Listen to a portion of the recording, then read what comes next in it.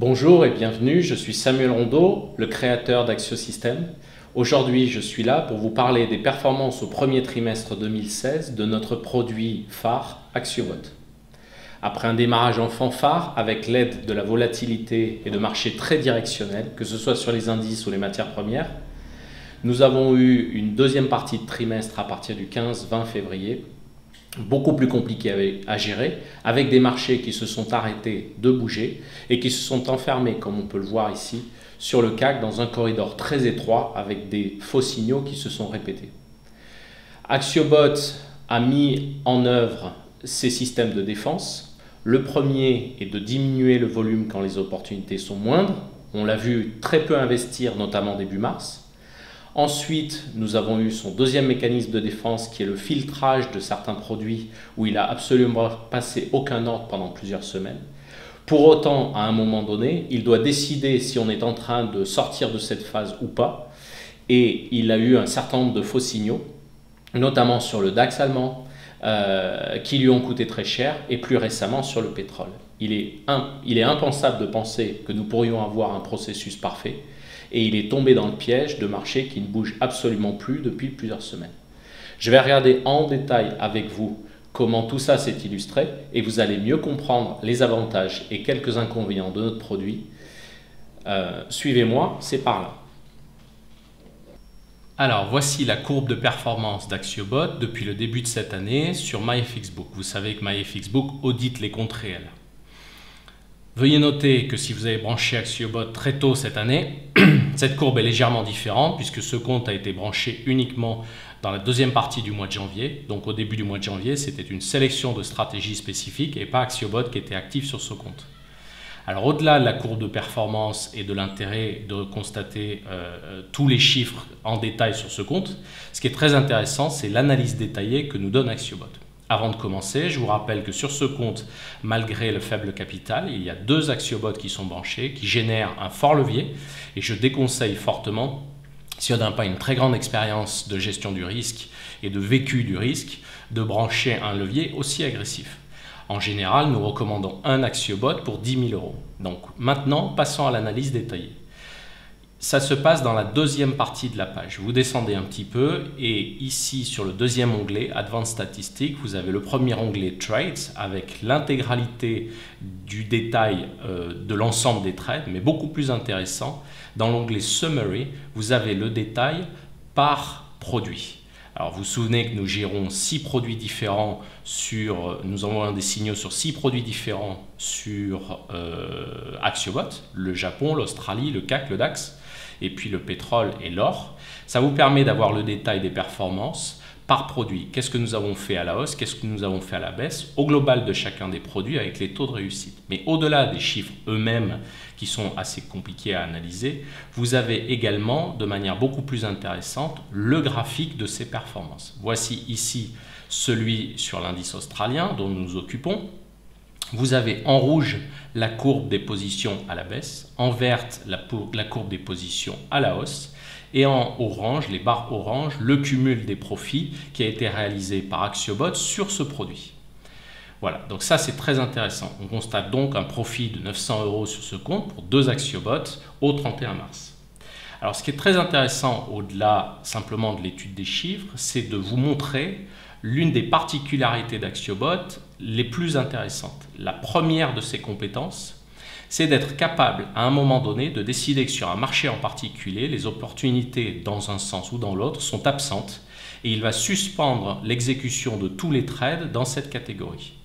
Par exemple, ici, vous voyez qu'en vert, nous avions une progression assez linéaire et puis à partir du 12 février, on reste sur un chiffre de performance de 390,82 € jusque quasiment pendant un mois, avec simplement un ou deux trades, tout simplement parce qu'il a décidé qu'il n'y avait pas d'opportunité. Comment il décide? C'est très simple, il regarde ce qui se passe sur le marché, il regarde la performance de l'ensemble des stratégies et il se dit « Ok, il n'y a absolument aucun intérêt à trader, donc je vais écarter tous les signaux qui vont concerner l'indice australien à la hausse pendant cette phase-là. » Il est probable que l'indice australien était en train de baisser et donc il a décidé d'écarter ces signaux.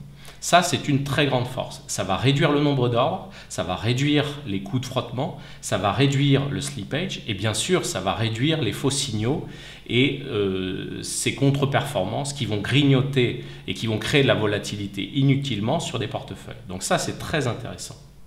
Pour autant, une fois que cette phase de baisse est terminée, il va bien falloir qu'à un moment donné, AxioBot décide quand est-ce qu'il va reprendre la gestion des signaux haussiers. Pour cela, il va étudier en permanence chaque nouveau signal qui lui est proposé et quand il va constater que ça va mieux sur le marché, il va se dire « Ok, apparemment le marché a terminé de consolider, il a terminé de baisser, les signaux haussiers recommencent à fonctionner, donc je vais décider de reprendre ces signaux. » Bien évidemment, c'est jamais parfait, son processus décisionnel ne peut pas être bon à 100%, donc ce qui se passe, c'est que parfois il va rencontrer des faux signaux.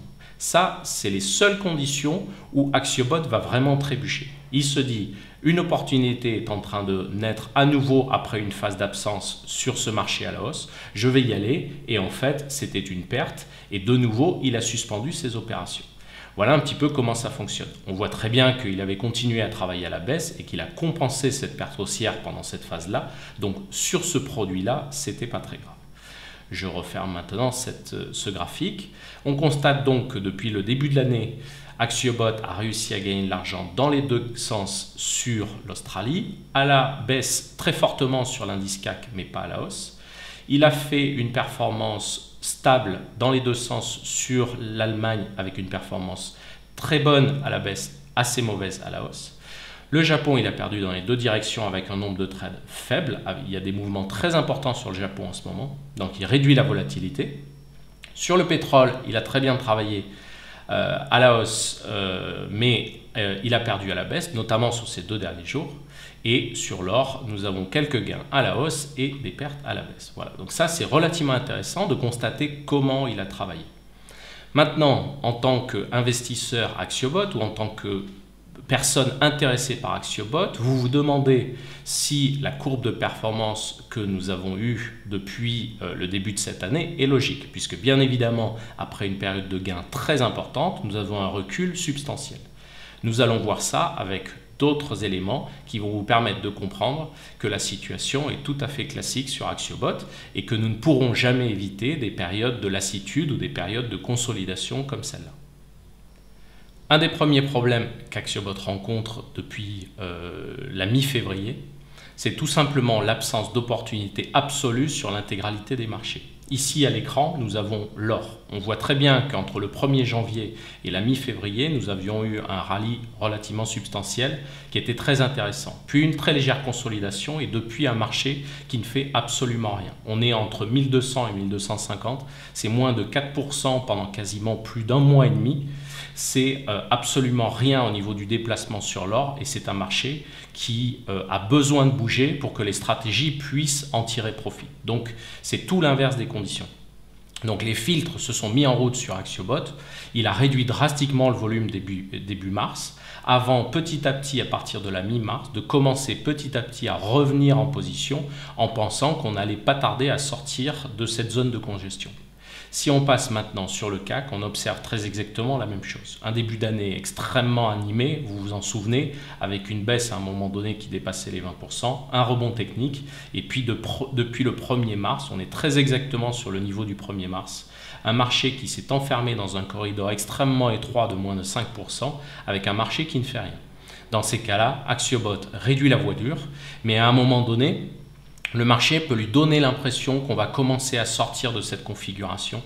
C'est ce qui s'est passé à partir de la mi-mars. On a commencé à avoir quelques signaux un petit peu plus clairs. AxioBot a pensé qu'on allait reprendre une tendance dans un sens ou dans l'autre. Il est devenu un petit peu plus agressif et il a accumulé quelques faux signaux.